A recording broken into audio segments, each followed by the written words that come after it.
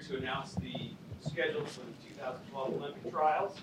And to get underway to do that, I'd like to introduce Ben Lanana, who is the co-chair of the local organizing committee and associate athletic director here at the University of Oregon. Hey, good morning, and thanks everybody for coming. As we promised, we have some pretty exciting information to share with you regarding the 2012 Olympic trials. First of all, you guys will be the first ones to hear it, that what our schedule looks like. We have members of the steering committee here today, and Greg Irwin, co-chair of TrackTown 12, is here, and he will certainly be available at the conclusion of this if you have one-offs to go through. At the end of this thing, we're going to actually hand you the schedule, and what you're going to see is some really exciting things. I know that all of you who were here in 2008 and were inside that stadium and were electrified at so many events. And those things that happen inside the stadium will be something spectacular.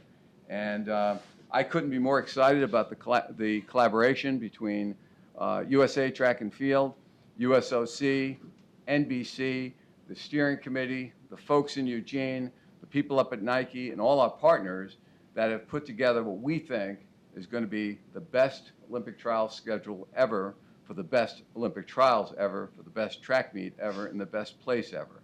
So we think that this thing is going to be something spectacular, and I want to take just a minute. As you look at the schedule, you're going to see that the first day on the schedule includes the 10,000 meters, and it includes the decathlon. So in just a minute, we're going to ask Ashton to make some comments, but before doing that, I'd like to make another announcement, and that is that the first day, day 0, the Thursday, before the day before the Olympic trials, we will contest the men's and women's hammer, and it will take place on the Nike World Headquarters in Beaverton. It's going to be an exciting opportunity to showcase our hammer throwers. We are calling this Hammer Time, and it will be, the athletes are on board with this. They have helped us to craft a fantastic schedule which will showcase our hammer throwers. We think that event is something that really gets buried often, and here's an opportunity for us to showcase it and really do a great job with it. So we have a bunch of people who've been working on it, and no one could be better qualified to speak to the hammer than our American record holder, our runner-up at the Olympic Games in Atlanta in 1996, and he will make a couple of comments in just a minute about the event. And I think before we do that, I think what we'd like to do is show you a little bit of a schematic of what the renderings will look like in Portland. So it will not be a hammer like you've seen anywhere else in the world. This will be something spectacular. This will be all of our athletes will gather together. They will end up landing in Portland. We will then bring them down to Eugene after they are our first 6 members to make our U.S. Olympic team, the #1 team in the world, as it goes to London and later in the summer. So, Lance, want to make a couple comments on it? Lance Steele. Thank you. Thanks, Ben.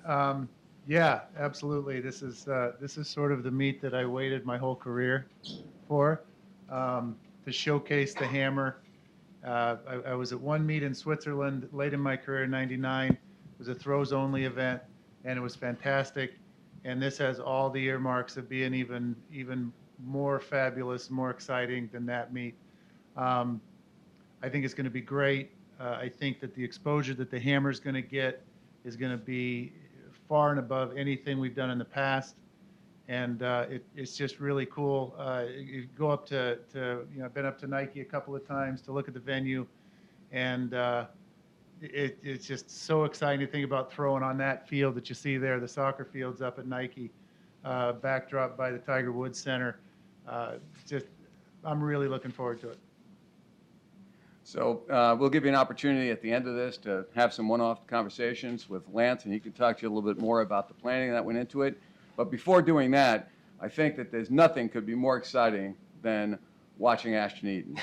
And I say that in all seriousness. That happens to kick off our first day. It's our first event on the first day on June 22nd. And it starts out, all 5 events, first 5 events, Then we have the second 5 events on the second day. For those of you who had an opportunity to watch Ashton at the World Championships in Daegu, runner-up, silver medalist, number 2 in the world, please welcome Ashton Eaton. Thanks, Coach. A while ago, Vin told me about the idea to have the decathlon the first day of the Olympic trials, and right off the bat, I was like, this is awesome, because this is an event that I've pretty much been waiting for since I was 5, when I used to watch Carl Lewis, Mike Powell on TV doing the 100 meters and the long jump, and now I'm here. And I went to the trials in '08, one of the best track meets I've ever been to. When that East Grandstand started cheering for me in the pole vault, that was like the best time of my life there. And now this is like becoming serious for me. Like he said, silver medalist at the World Games. Now I'm coming to the Olympic trials. This is my year to do this. And to have it kick off the first day, like I'm super honored to be able to do that. And the most exciting part for me is having it in Eugene and just having that crowd behind me. It's like every time I come here, I PR. I mean, you saw it this year at the World Games. I come to U.S. trials here, the best score of my life by like 300 points. Go to the World Games, no Eugene crowd, no win. So, I mean, it's like, you know, this is definitely my coming out party. And I think that having it the first and second day and just having it in Eugene, clearly, I mean, 2012 is where it's going to be at for me. All right. A couple of other things I'll mention, and then I'm going to turn it back over to Greg, is we have the schedules for you, and we'll give those to you at the end. A couple of other things. Not only do we have Ashton Eaton, but think about what those 8 days at Hayward Field will be like.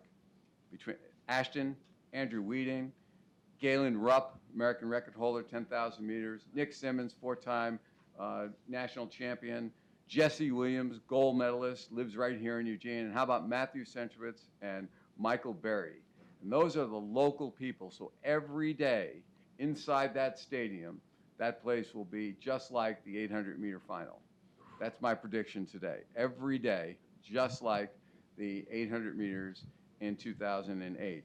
And that doesn't even include all the world championship caliber people. Allison Felix, Bernard Lagat, Dwight Phillips. All of the greatest athletes all need to come through Eugene, Oregon, and Hayward Field to be able to get to the Olympic Games in 2012.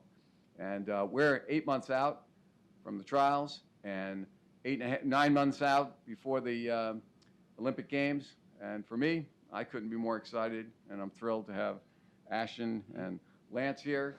You know, they're the guys who do all the really good stuff, and I get the opportunity to brag about them. So it's fantastic. Glad to be here, and I certainly will turn it back over to Greg. Thank you. For those looking for information, all this, the schedule and other information will be online. TrackTown12.com is the website. At this point, you still can get tickets, especially for those first 2 days to watch Ashton compete and all that. It'll be very fun. Are there any questions? I don't see any times on here. Is that still being worked out in terms of the schedule, timing, and all that? Yeah, basically what we're doing is we're giving people an opportunity to still purchase tickets. We have tickets in some of the great areas on the track. We still have some in the West Grandstands. We have them in Section U. We're still sorting out those pieces, and then once we get all the final details worked out, and we have our build-out out, and we have the schedule set with NBC, which we do have at this point, we should be able to release that in about probably the next 6 weeks. We'll have the times put up. If this is better asked in the breakout, just let me know. But you mentioned the local names every day. Was that something you took into account when making the schedule to make sure that there were all the events of like Ashton's event and the 800 and the high jump and the 1600 were all spread out so that there'd be a local person every day? Absolutely not. What we did was we looked at what made sense. We mirrored the basic Olympic schedule in London, and we had USA Track and Field, the USOC, NBC. They put together the best show that they felt that they could put together, and they know this is the place to have it. It just happens that we have so many athletes and so many events across the board that they're going to land on one of those days. I guess finally, for those of us that weren't here 4 years ago, how does this schedule differ and why were changes made if there were changes?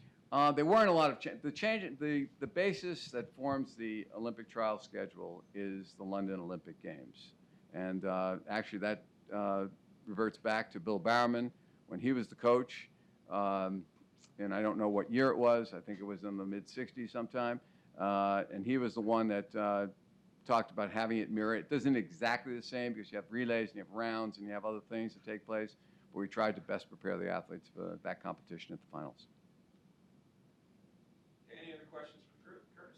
Yeah, Ben, can you address any upgrades that are being done at Hayward Field and what the seating capacity you expect it to be? Sure. First of all, the upgrades, the best guy to speak to the upgrades is Lance Steele, since he's been out there hammering the seats together. Hammering. Get it? Basically, what's happened here is we have changed all the seating. We've put a fresh coat of paint on a historic field. The place will look great. The capacity for the Olympic trials will be somewhere similar to what it was last year, a little more. We have the potential to increase seating by about 2,000 people, and it'll all be a ticket-driven event. Most of the things that we're doing are all ticket-driven. We've resurfaced the track. We've redone the runways. We have a Class 1 IAAF track and field venue, and what we expect that with the way we have positioned the runways and the track itself, we have the highest end performance we could possibly have and still pass the IAAF Class 1. So you'll see that that track is going to be fantastic and it'll be fast. There'll be an opportunity to test it out during the track and field season here at the U of O. What do you mean by changed the seating? New benches? We've put new benches. We've sealed off the area because we have had some old wood rotting problems out there that we cleaned up. And most of the things that we've done are all cosmetic, and I think you'll see the branding out there is combined well with the USOC's branding and USA Track and Field. I think the venue will just, when you're inside that stadium, any person who walks into that stadium for the Olympic trials and catches that first day, it's going to be really spectacular. Our opening ceremony is something that we're still a work in progress, but we'll roll that out here in about a month and a half before the event. It'll be something spectacular. So those first 2 days are the days that people should get excited about. Approximately 20,000 seats? Approximately 20,000. I don't know exactly, Ken, but approximately that. And all of them need to be filled for that start of that 100 in the decathlon. I'm serious. I saw Lance was under there hammering reinforcements in for that very first day. So I'm going to light it up. Lance, if you want to hit some of the highlights of what's been happening over there. Oh, yeah, well, I actually didn't reinforce the grants. I reinforced the track at the starting line so he doesn't rip it up when he starts. Yeah, we've resurfaced, restriped the track. What else has gone on? Really, kind of just what Vin said. We repaired some stuff in the west grandstands and east grandstands, and I think it looks great. How many all-session ticket packages have been sold to date? I don't know the specifics of that. North of 8,000, and we don't know, or we're not sure when we're going to release any single-day tickets. It probably will be very close to the event. As I said, there's good seats still available, and you need to go to the website if people are interested in it.